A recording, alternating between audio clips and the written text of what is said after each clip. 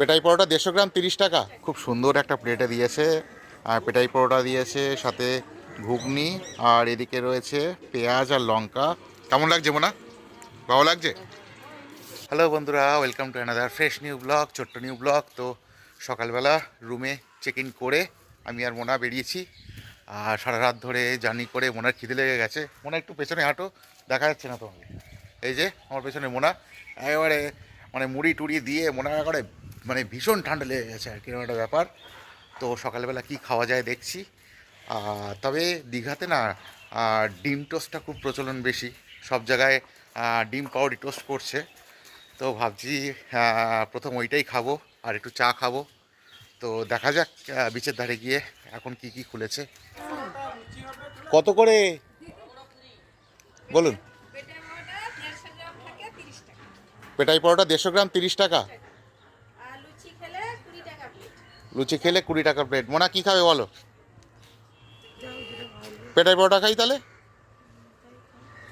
তাহলে দু জায়গায় পেটাই পরোটা দিন। তো ভেবেছিলাম ডিম পাউরি টোস্ট খাবো, কিন্তু এখানে মাসি বলছে পেটাই পরোটা আছে। তো অনেক দিন পেটাই পরোটা খাওয়া হয়নি, সেই জন্য মোনা বললো যে পেটাই পরোটা খাবে। তো সেই জন্য অর্ডার দিয়ে দিলাম পেটাই পরোটা। আর মোনা বসে রয়েছে, বলছে খুব খিদে পেয়ে গেছে। সেই রাত্রিবেলা কালকে 8:30টায় খেয়েছি, তারপরে কিচ্ছু খাওয়া হয়নি। আসলে কি, আমিও খেতে বারণ করেছি, রাত্রিবেলা বাস দাঁড়িয়ে ছিল কোলাঘাটে, কিন্তু আমি বললাম কি যে এখন কিছু খেও না, কারণ বুঝতেই পারছো বাসের মধ্যে কোনো টয়লেট ফ্যাসিলিটি সেরকম কিছু নেই বা থাকে না, যার ফলে যদি অসুবিধা হয়, সেই জন্য কিছু খেতে দেইনি ওকে, আর আমি নিজেও খাইনি। খুব খিদে লেগে গেছে দুজনেরই। মোনা চোখ ডলছো কেন? ঘুম পাচ্ছে নাকি? মোনার ঘুম পাচ্ছে, খিদে লেগেছে, সব একসাথে।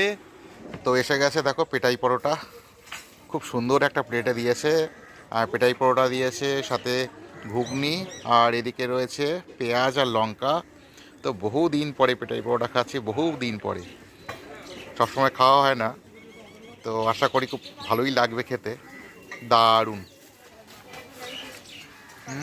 অসাধারণ অসাধারণ, খুব সুন্দর লাগছে। আর দীঘাতে না এখন বেশ ঠান্ডা আছে, বেশ না ভালোই ঠান্ডা আছে। যখন ভোরবেলা নেমেছি বাসের মধ্যে পুরো এয়ারটাইট তো, আর ওদের যেহেতু ভলভো বাস, আর টেম্পারেচারটা কন্ট্রোল করে ওরা, তো বুঝতে পারিনি। যেই না বাইরে নেমেছি মানে ঠকঠক ঠকঠক করে কাঁপছি একদম। মোনা তো পুরো মুখ ঢেকে ফেলেছে, এরকম একটা অবস্থা। তো এখন রোদ উঠে গেছে, তো এখন ঠান্ডাটা অত নেই, কিন্তু ভালোই হাওয়া দিচ্ছে। আর বসেছি ছায়া জায়গায়, যার জন্য একটু বেশি ঠান্ডা লাগছে। তো খুব খিদে পেয়ে গেছিলো, একটু খাবো, বেশ অনেকটা পরিমাণেই দিয়েছে। আশা করি দুপুর পর্যন্ত আর খিদে লাগবে না, কিছু খেতে হবে না। তো এটা খেয়ে একটু চা খাবো, ব্যাস তাহলেই শান্তি।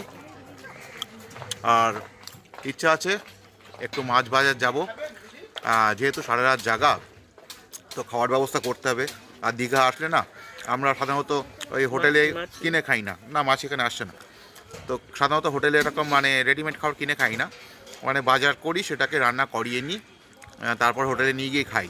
তো এবছরও তাই করব, মানে এবারও তাই করব আর কি। তো মাছ খাবো, হ্যাঁ দীঘাতে এসছি, তো মাংস খাবো কেন, মাছ খাবো। তো এ খেয়ে দিয়ে একটু চা খাবো, চা খেয়ে মোনার আমি যাব মাছ বাজারে।